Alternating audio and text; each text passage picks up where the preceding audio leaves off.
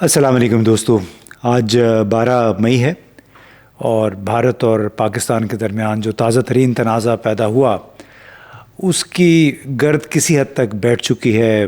پاکستان میں پروازوں کا سلسلہ اور پورے خطے کے اوپر سے یعنی ایئر اسپیس کھل گیا ہے اور پروازوں کا سلسلہ دوبارہ شروع ہو گیا ہے.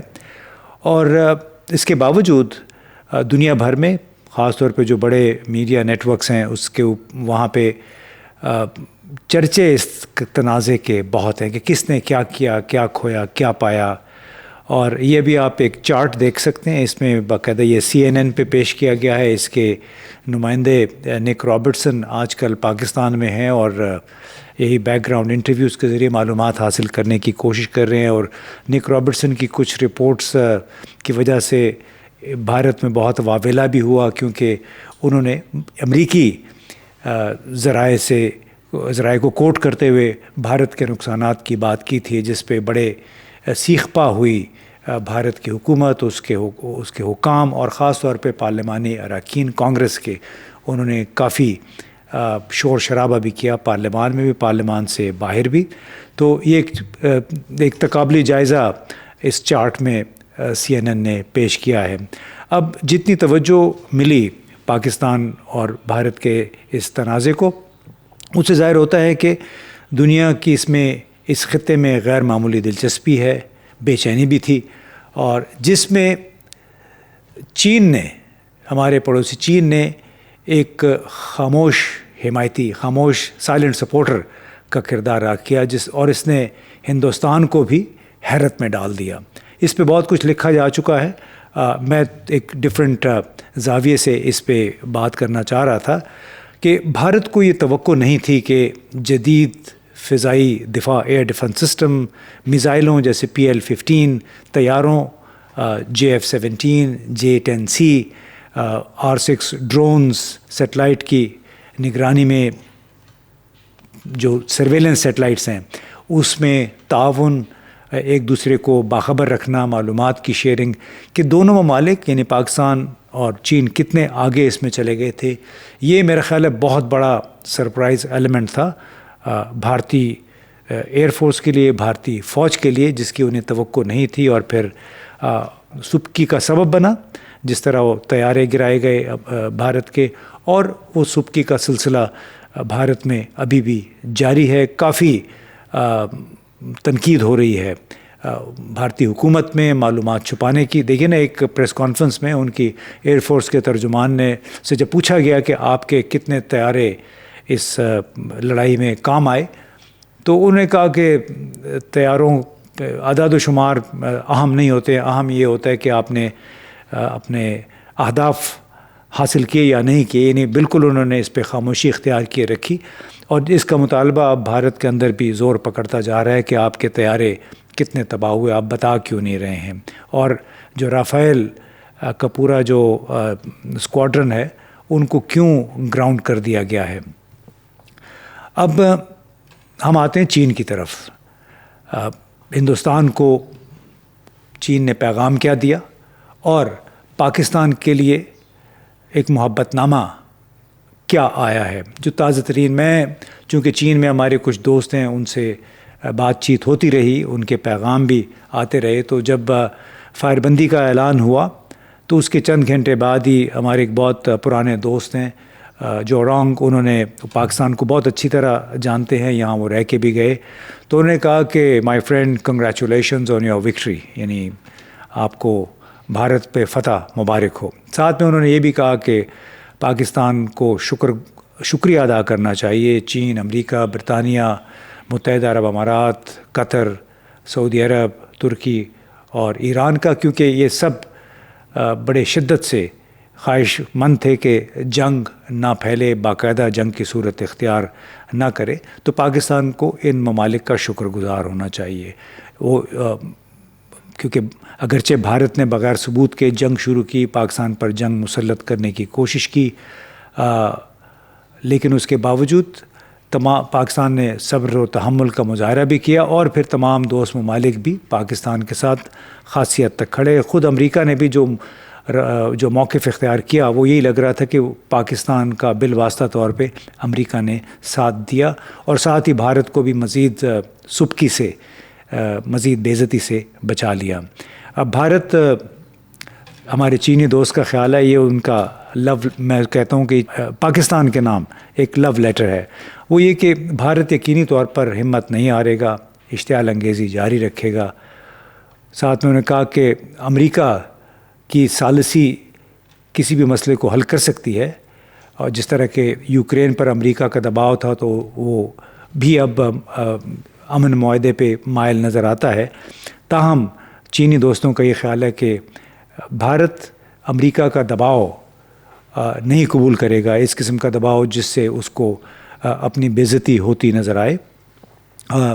کہ تمام بڑے ممالک کی بات بھارت سنے گا, لیکن جب پاکستان کی بات آئے گی تو وہ پھر اپنی منمانی ضرور کرے گا. تو اس کانٹیکس میں ہمارے چینی دوستوں نے یہ کہا کہ یہ ایک عارضی جنگ بندی ہے, طویل مدتی مستقل نہیں, اور خطرہ اب بھی موجود ہے. ساتھ میں مشورہ بھی ہے کہ اس کے ساتھ ساتھ پاکستان کو اپنی سرحدوں کے اندر دہشت گردی کا مؤثر اور مسلسل مقابلہ کرنا چاہیے. یہ ایک بڑا سیریس پیغام ہے کہ پاکستان کے پیچھے رہنے کی وجہ ہمارے چینی دوستوں نے کہا وہ یہ ہے کہ اس کے پاس دہشت گردی سے لڑنے اور استعمال کہ اس کو سمجھا جاتا ہے کہ یہ دہشت گردی کو استعمال کرتا ہے اپنی خارجہ پالیسی میں.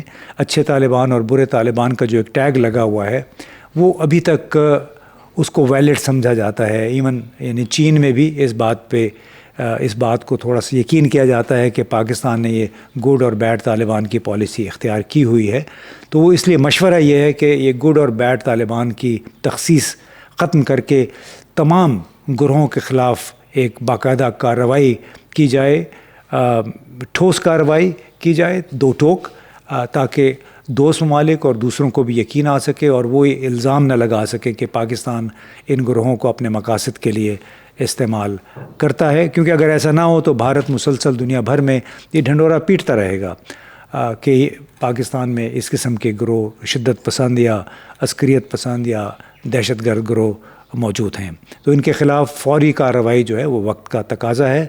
اور یہ بھی پیغام ہے کہ متضاد پالیسیاں آپ بند کریں, یہاں تک کہ یہ وہ متضاد پالیسیاں جن کا ذکر ہمارے سینئر صحافی نجم سیٹھی صاحب نے اپنے ٹی وی پروگرام میں 1-2 دن پہلے ذکر کیا. انہوں نے اعتراف کیا کہ پاکستان کی پالیسیوں میں کافی تضاد رہا ہے. تو دیکھیے نجم سیٹھی صاحب کیا کہہ رہے ہیں کہ 2008 سے لے کے 2016 تک یا 18 تک 14 مذاکرات ہوئے تھے, نیگوسیٹڈ سیٹلمنٹس.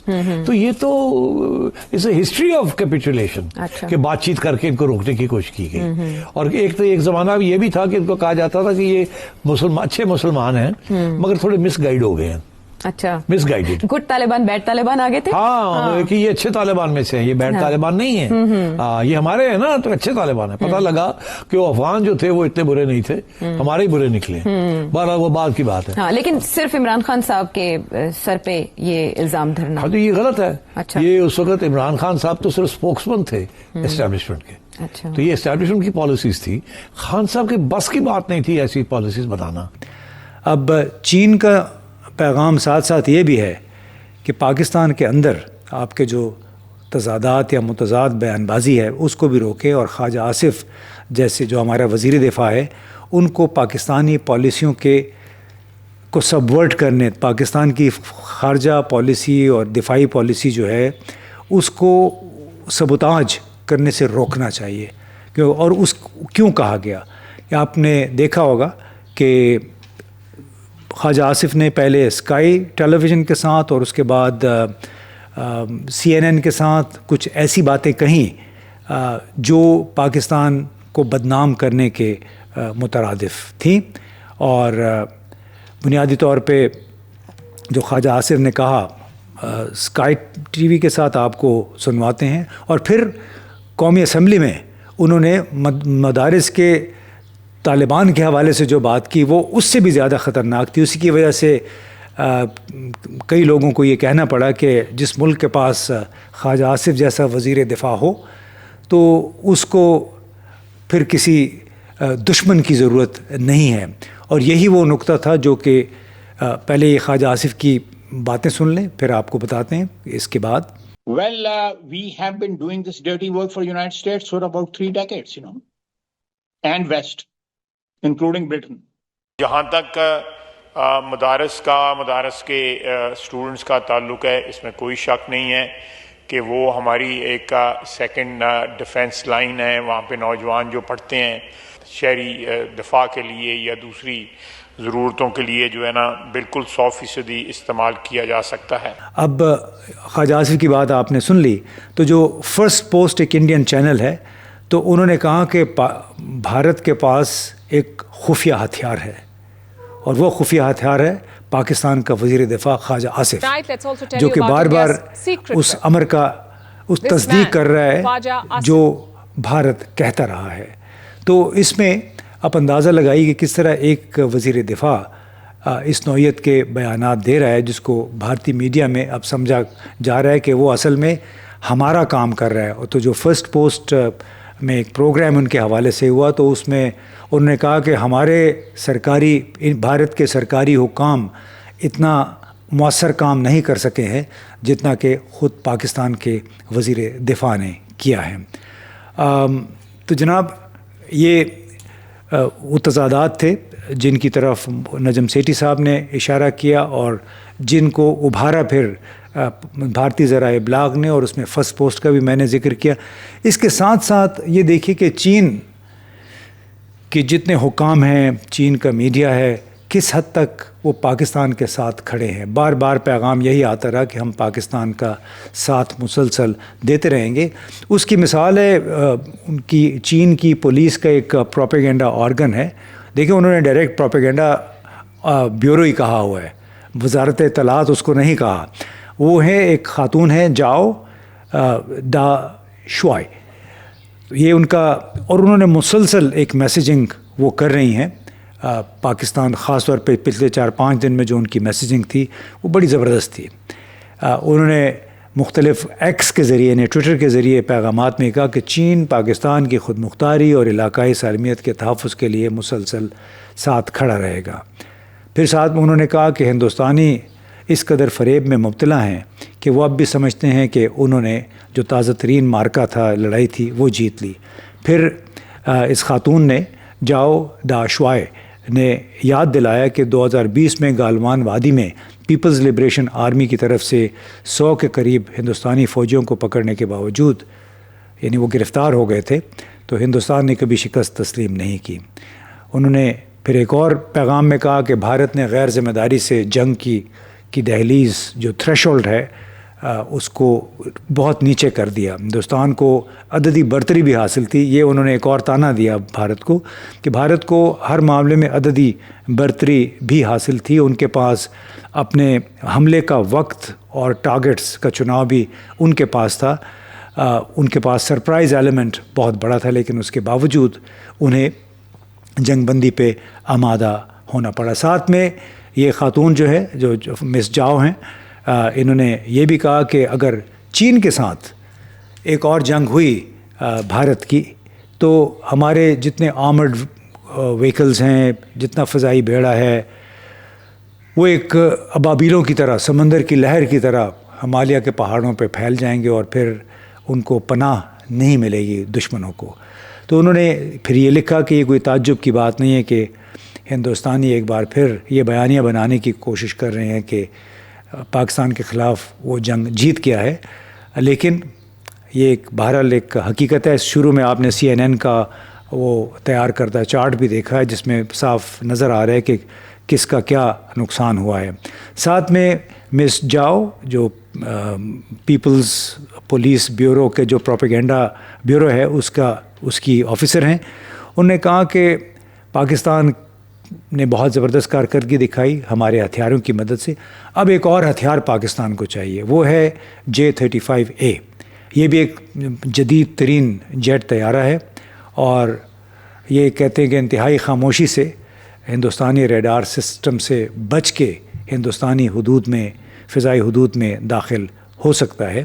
اور اگر یہ پاکستان کی فضائیہ کے پاس ہو تو پاکستان کو پھر مزید استحکام ملے گا، مزید اعتماد ملے گا، کیونکہ یہ کسی بھی جدید لڑاکا طیارے کا ہم پلہ ہے، اور اس کے ذریعے بھارت کے اندر بہت اندر جا کے اہداف کو نشانہ بنایا جا سکتا ہے۔ ایک ٹیکٹیکل ہتھیار ہے J-35، اور ہم نے سنا ہے کہ بہت جلد پاکستان کو چین کوئی آدھا درجن J-35 لڑاکا طیارے دینے والا ہے۔ اس کے ساتھ ساتھ R-6 جو ڈرونز ہیں، بڑے جدید ترین ڈرونز ہیں چائنا کے، وہ بھی پاکستان کو ملنے والے ہیں۔ اور یہ جو مس جاؤ ہیں پیپلز پولیس پروپیگنڈا بیورو کی، انہوں نے یہ بھی کہا کہ جو آپ نے خبریں بھی سنی ہوگی کہ باگلیار ڈیم کے سپل ویز کھول دیے گئے ہیں، تو انہوں نے اس میں بھی کہا کہ جیسے انڈس واٹرز ٹریٹی کو انہوں نے بھارت نے سسپینڈ تو کیا، معطل کیا، لیکن ساتھ میں انہوں نے کہا کہ انڈیا کو باگلیار ڈیم کے گیٹ کھول کر پاکستان کی طرف پانی چھوڑنا پڑا، کیونکہ اصل میں ان کے ذخائر کی جو گنجائش ہے وہ بھی تو محدود ہے۔ تو پانی کو بطور ہتھیار استعمال کرنے کی ہندوستان کی صلاحیت کو ہندو قوم پرست کس حد تک بڑھا چڑھا کر پیش کرتے ہیں، اس کا مظاہرہ آپ نے دیکھ لیا۔ تو جناب یہ ایک جائزہ تھا مختصر سا کہ کس طرح ایک طرف چین نے بڑی زبردست پیغام رسانی کی، میسیجنگ کی بھارت کو کہ آپ بھلے عددی طور پہ بہت بڑا ملک ہے، ان کی اقتصادی قوت بھی بہت زیادہ ہے، لیکن انہیں کسی غلط فہمی کا شکار نہیں ہونا چاہیے جہاں تک پاکستان کے دفاع کا معاملہ ہے۔ دوسری طرف پاکستان کو جو پیغام دیا ہے، نمبر 1 یہ ہے کہ آپ دہشت گرد، عسکریت پسند، ملیٹنٹ گروہ جو کہ جواز فراہم کر رہے ہیں بھارت کو پاکستان کے خلاف پروپیگنڈا کرنے کا، ان کے خلاف مؤثر دو ٹوک کارروائی کرے۔ اور تیسری بات یہ کہ ہم آپ کے ساتھ کھڑے ہیں، لیکن آپ ملک کے اندر آپ کے وہ لوگ جو کہ ہندوستان کے بیانیے کو تقویت پہنچا رہے ہیں، وہ لوگ جو مختلف بیان دیتے ہیں، متضاد بیانات دیتے ہیں، ان کی زبان پہ اگر ٹیپ لگا دیں تو بڑا اچھا ہوگا۔ باقی پیغام یہی ہے کہ ہم آپ کے ساتھ ہیں۔ بہت بہت شکریہ۔